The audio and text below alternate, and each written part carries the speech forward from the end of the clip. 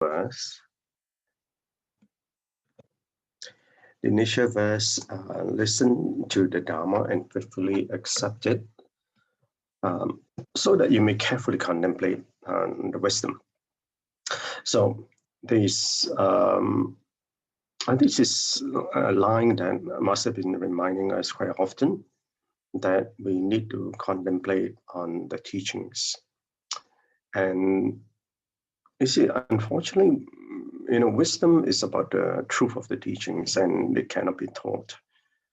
And so if you look at it, we have to gain our own realization, and no one can help us to do that. So we have to contemplate, and without contemplation, there's no realization. So upon diligence to understand, engage in spiritual practice. So after realization, then we need to practice what we have realized, and realize the Buddha's intention and seek the great vehicle.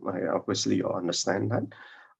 It's just that even though Master mentioned that even in our past life could very well have been practice, it could very well be in practice, different levels. But the important thing is that now that we have encountered the causes and condition at this point in life, that we take on the great vehicle. So nature, a truth such as intrinsically has the natural wisdom, and it's all within us, and that's what Master is trying to say. So in Master's explanation, we must have faith in the Dharma that we hear. And this is the faith is important to the extent that it will dispel your doubt in the Dharma. But I think we can question to seek an understanding. And it is like any journey that we haven't walked before. And because you haven't walked before, we have a map with us. And now that we have the Dharma map with us, we need to be able to walk the path with great faith. And that's what we need to do. So that we need to reverently accept it and carefully contemplate. You see, this contemplation is important because this contemplation is about what's coming. You see, what has passed, you already know, you already understand. But what has passed, for you to learn from what has been, the lessons you learn is to contemplate. That contemplation is a realization of what you do not know. And the fear of walking forward is because of the unknown. So therefore, wisdom is something that everyone that inherently has.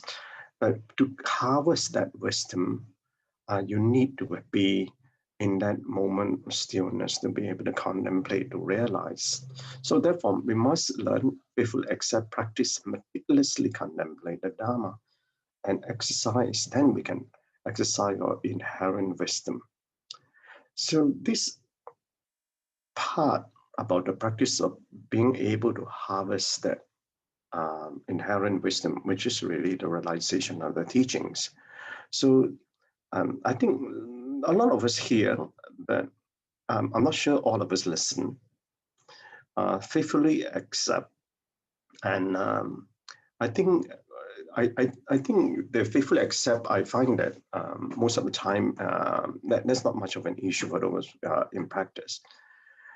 The practicing part of it, I think, is a struggle for many of us because of our habitual tendencies. And so we need to understand and know ourselves. So much that we accept it, we need to practice that and meticulously contemplate. And this is the one that I find that is many struggle with this part. But that's okay. I think the important thing is that all you need to do is only know one part of it, one realization, because the next will unfold quite easily. So in our mind, Master said, I would just listen to the Dharma. By listening, I will understand everything. Now, then isn't our understanding limited to the words? And this relates to the point that I shared some time ago, that you see, worldly words have very limited explanation to describe the truth in the Dharma. And the essence contain the combination of those words that you have to sit and contemplate to realize that. And the realization words are inadequate to describe that. So only we know whether we are earnest, upholding, or practice diligently. And that is the part that we have to walk the path of ourselves. So our spiritual cultivation is our task. No one else can help us accomplish that. And Master reiterated this. Then to our travelings and causation, which is the crux of the talk today. And I think you all are quite familiar with the travelings and causation. So I'll just run through it briefly. So obviously, this ignorance and the evolutionary formation that leads to karmic activity or karmic actions, and these are unskillful actions. These two are the past causes, right? These two past causes then leads to, these are the karmic forces that result in the 5 frictions in the present life that we have, right? So this is the consciousness we have, and this consciousness that we are born with in its body, with the 5 sensory organs plus our mind. Then when we're born, we are given a name and a form and a body. So, and then when we we born, we got this sensory consciousness, and then we are in contact with the world.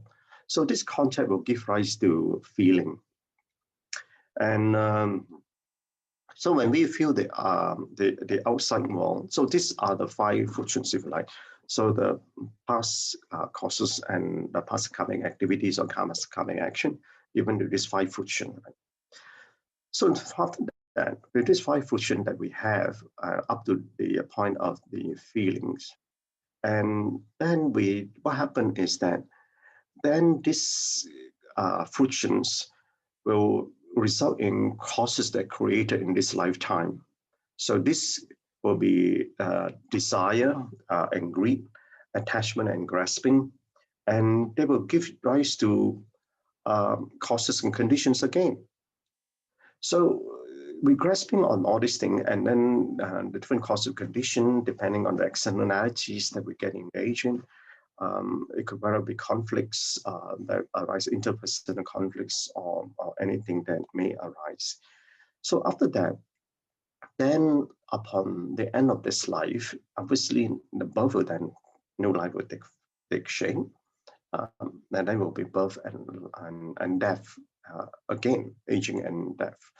So all this is the 12 cyclic existence then from the past that give us this 5 frictions that we have. And then we got these new causes that we create in this lifetime because of our desire and greed, because of attachment and grasping, and giving rise to new causes. And then the last 2, which is birth and death, will be the friction of the future life. So it's the past, the present, and the future.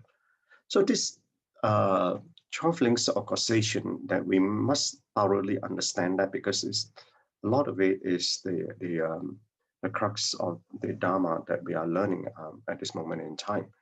So what the lessons learned from this? That Pacceka Buddhas realized that humans follow the 12 links.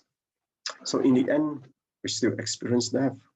But in this death, there is becoming. And remember, I always share with you all about our life becomings.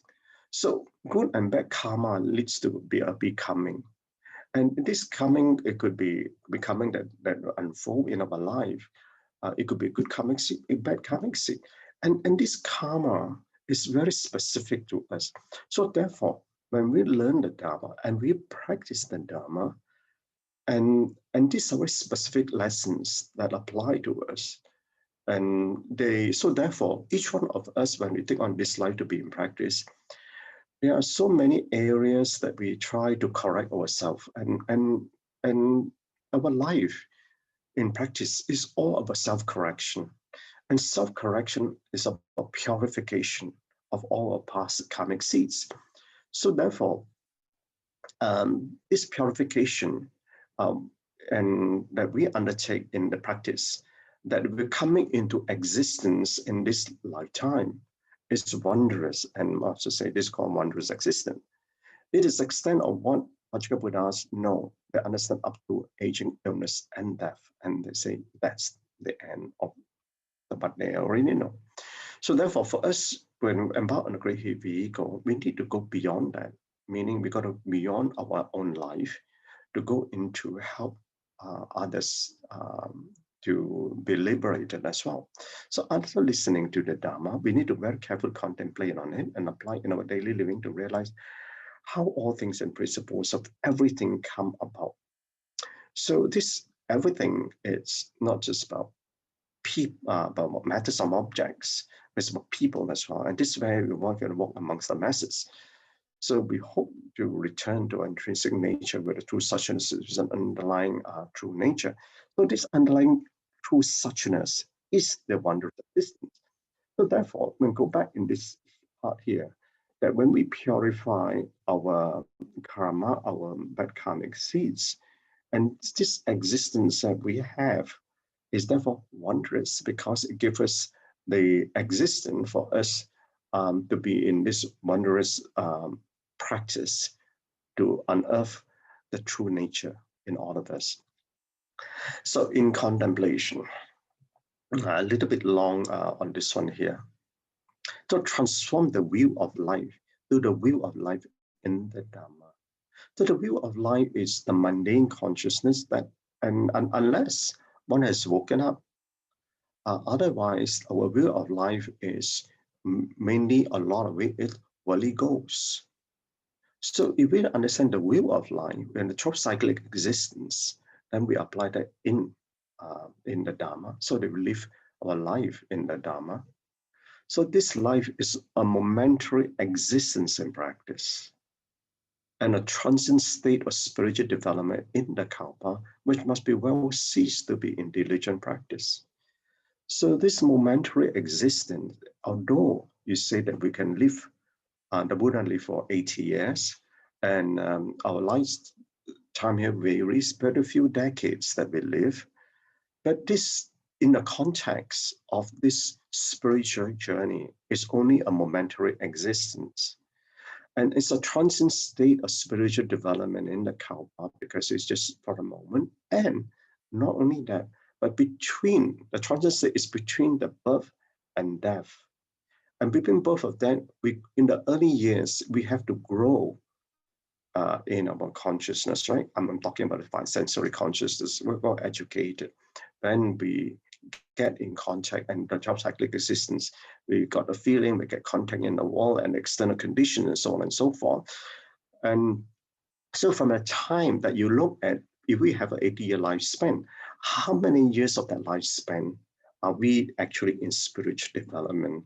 And you look at it, unless you are in the early years, you have entered the Sangha community or monastic, it's actually a very short time. So this transient state is again, is another short time. So must be well, so therefore, because it's short, we need to cease to be in a diligent practice. And that's why we need to maximize that short period of time to engage in a diligent practice. And I already shared with you for I put into 5 buckets. So the transient state is between birth and death. And that's what I mentioned earlier. So life becomings unfold, and which Master mentioned today in the recording, is the becomings and the good karma, good bad karma will unfold, and there are many lessons to learn, that's to repay and responsibility to fulfill. So therefore, when we practice and apply the Dharma in our life, going through this is to learn how to accept and learn from there. So the transient state, therefore, is the time of cultivation for you to learn and grow in a higher note from the level that you were born. This note is a spiritual note of where you were when you were born, a note that you will attain at the end of this life. So on relationship, a short one, such is life becoming, and its life is. And and karma will unfold, and life, I mean, and the way it is, life is such as it happens for no reason. And it happens for no reason most of the time because we do not understand that, we do not know that. But then, if you are in practice, it happens actually for a very good reason. Okay. Thank you, brother and sisters. Thank you. Gan En so much, Brother Chin, for another awesome session. Yeah, always